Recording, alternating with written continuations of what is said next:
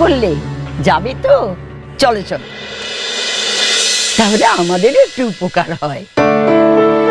আচ্ছা, নিজেদের জন্য না হোক, আমাদের জন্যই না হয় গেলে। আমরা দুজন বুড়ো বুড়ি অন্ধকারে কোথায় মুখ থুবড়ে পড়ে থাকবো? তোমরা দুজন তাজা ছেলে মেয়ে আমাদের সঙ্গে গেলে আমাদের একটু বল ভরসা হয়।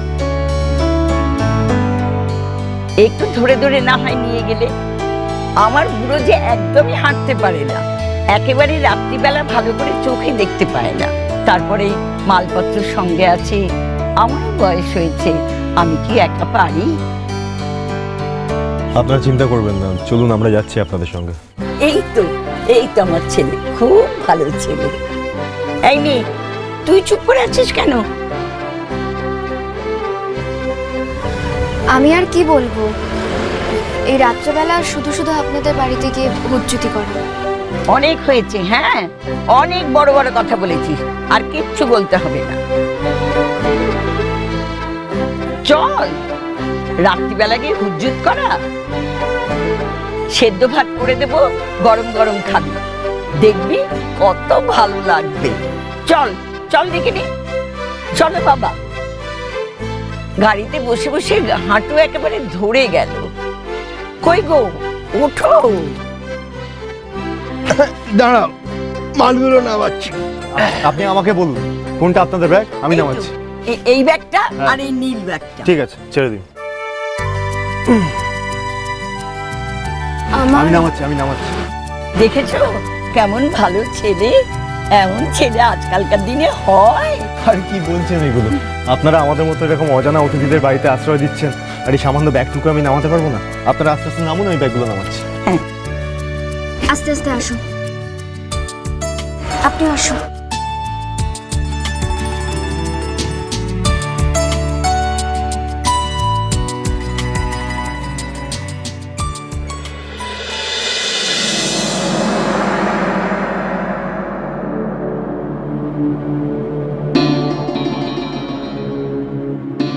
ফোন সুইচ অফ বলছে। ফোনটাতে সুইচ অফ থাকাটাই স্বাভাবিক। ফোনটা খোলা রাখবে কি করে? খোলা থাকলেই তো আমি ওকে ফোন করব না। কোন লজ্জায় ফোনটা অন রাখবে বলো তো? তোমরা চিনতে পারোনি না তোমাদের ছেলেকেও এতটা ক্যারেক্টারলেস একটা ছেলে? শিরিন, আমার নিজের ছেলের সাফাই গাওয়ার কিছু নেই। কি বলবো, সিক লিভ নিয়ে বাড়িতে বসেছে, সেখান থেকে দুম করে উঠে চলে গেল, কাউকে কিছু বলে গেল না।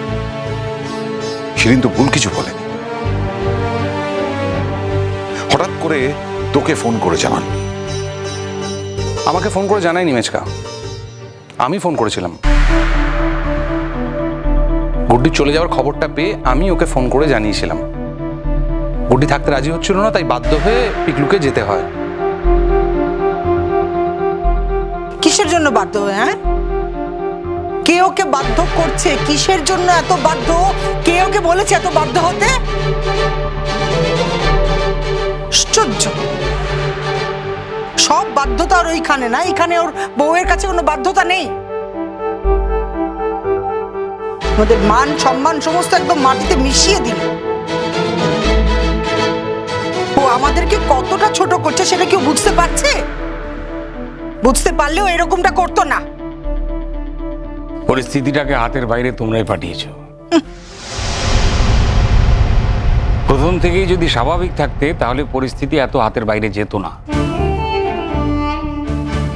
জেঠুমনি, এখনো তুমি তোমার ভাইপোকে অন্ধের মতো সাপোর্ট করে যাচ্ছ?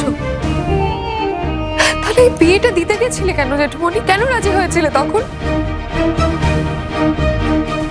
রাজি হয়নি তো, আমি জোর করে গিয়েছিলাম বিয়েতে। বাড়ির একটা অকেশন, তাই গিয়ে দাঁড়িয়েছিলাম।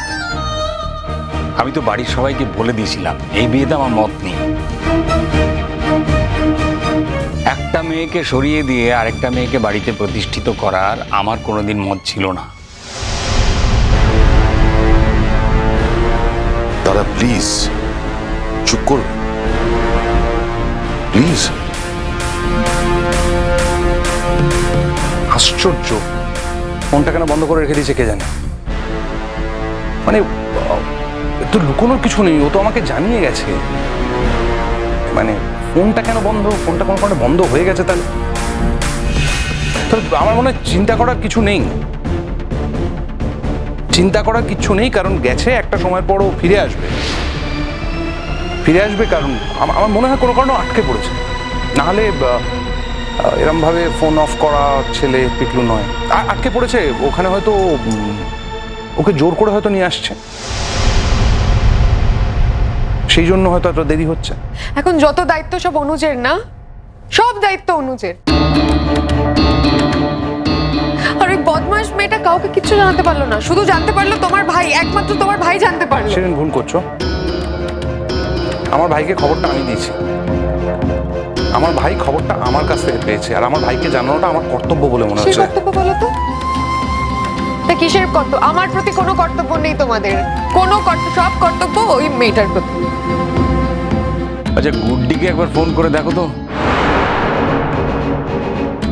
আমি চাইছি না, আমি গুড্ডিকে ফোন করতে চাইছি না। আমার ছেলেটাকে একবারে কাঠের পুতুল করে রেখে দিচ্ছে, একমাত্র তুরুপের দাস। জানে তো পিকলু যদি ফোনটা সুইচ অফ করে রাখে, ওকেই ফোন করতে হবে, ও দয়া করবে তখন। চোর তো বাই নেচার, চোরের মতন পালিয়ে যাচ্ছে। চোরের মতো পালায়নি, ও তোমাদের মুক্তি দিয়ে চলে গেছে। তোমরা হয়তো মুক্তি চেয়েছিলে, কিন্তু পিকলু হয়তো মুক্তি চায়নি। তাই যদি হয়ে থাকে জেঠুমনি, ওর যদি এতই মুক্তির প্রয়োজন হয়ে থাকে, তাহলে এই বন্ধনটাতে জড়াতে গেছিল কেন? আচ্ছা, তোমাদের সবার কি মনে, আমাকে সত্যি করে বলো তো, মানে এখন আমার চুপ করে বসে থাকা উচিত? আমি চুপ করে বসে থাকবো? মানে এইটাকে আমি সাপোর্ট করব?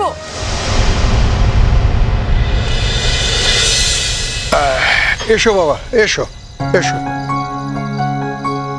এসো মা, বসো বসো, এসো এসো। হ্যাঁ বসো। এই আমাদের ঘর, থাকতে অসুবিধা হবে, তবে বাসের থেকে ভালো, কি বলো? আরে আমাদের অসুবিধা হবে কে বললো আপনাদের? একদমই না। আরে আমরা সাধারণ মানুষ, তোমাদের হয়তো অনেক ভালোভাবে থাকার অভ্যেস আছে, তবে আমাদের একটা ঘর আছে, তোমাদের দিতে পারবো। না না বা, আলাদা ঘরের কোনো দরকার হবে না। ওমা, দুটো ঘর আছে আমাদের, একটা ঘরে থাকবো আমি আর আমার বুড়ো, আর একটা ঘরে তোমরা দুজন। তো আলাদা ঘরের দরকার নেই তো, থাকবে কোথায়? না না, আমরা বারান্দায় বসে। কেন গো, বারান্দায় বসে থাকবে কেন? আমাদের ভয় পাচ্ছ? পাহারা দিয়ে বসে থাকবে আমরা যদি তোমাদের উপর কোনো জোর জুলুম করি, কোনো চুরি ছ্যাঁচড়ামি করি, তাই জন্য? আপনি যে এসব কি বলছেন, এমন করে বললে কিন্তু এক্ষুনি চলে যাব। স্বাভাবিক, তুমি যেরকম কথা বলছো, আর উনি যখন একটা ঘর দিতে চাইছেন, তোমার অসুবিধা কোথায়? আপনি যে ঘরের ব্যবস্থা করে দেবেন, আমরা সেখানেই থাকবো। হ্যাঁ, এই আমার নাতি, খুব ভালো ছেলে, বউ আম তো প্রাণ একেবারে। আচ্ছা, তোমার বউ ভালো করে সিঁদুর টিঁদুর পরেনি, আজ বৃহস্পতিবার, তুমি কিছু শাসন করো না কেন?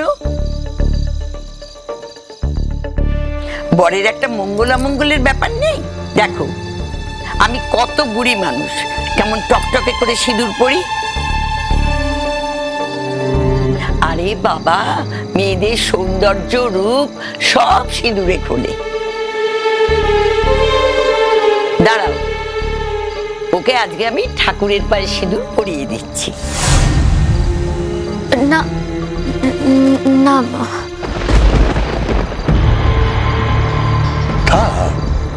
কি বলছো? ওরা আজকালকার দিনের ছেলে মেয়ে অত পছন্দ করে না। আমার বই গেছে তাতে, ও কি পছন্দ করে আর না করে?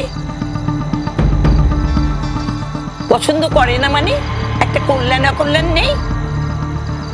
স্বামীর কল্যাণে মেয়েরা সিঁদুর পরে, তেমন করে সিঁদুর পড়েছে দেখাই তো যাচ্ছে না। নাকি পড়েনি? আমি এখন সিঁদুর পরাবই।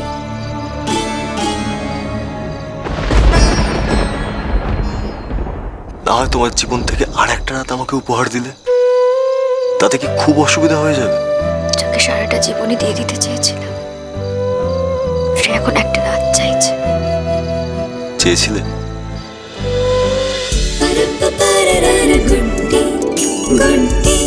চলো চলো চলো চলো চলো পাল্টাই।